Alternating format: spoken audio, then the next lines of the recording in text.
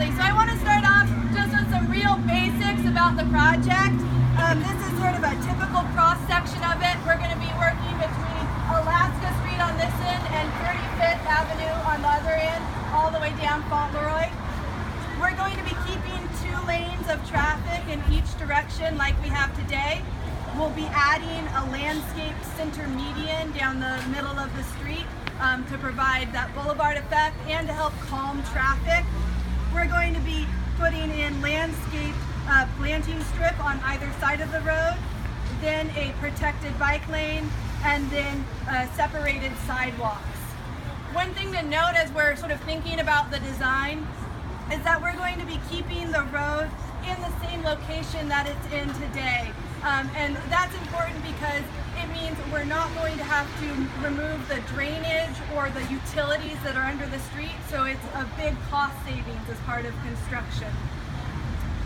So I want to start off by just talking about this intersection while we're standing here. One of the things we've heard from the community throughout the planning process is interest in consolidating the utilities and potentially putting them underground to make the area more attractive. That's something that we looked at as part of the design process, but it turned out that fully undergrounding the utilities was just cost prohibitive. So what we're doing instead is we're going to consolidate a lot of the overhead wires.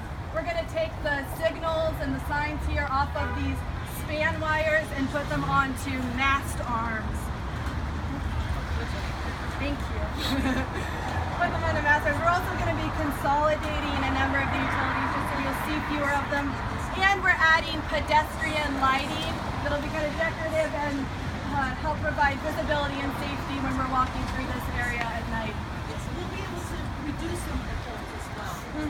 Exactly, exactly. And just for background for folks, we did look at whether or not we could identify the additional funds necessary to fully underground, but if we were to do so, it would delay the project significantly, and it would risk the levy dollars that are allocated for the project and make it possible for those levy dollars to be reprogrammed to other projects. So this was a compromise that we reached and found some money within the budget this year in order to, there's still additional costs associated with this modified approach to reducing the clutter. Thank you.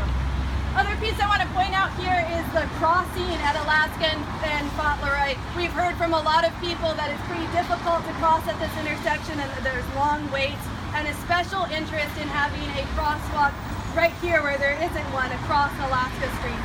The new Whole Foods Whitaker project currently under construction includes adding a crosswalk there across Alaska.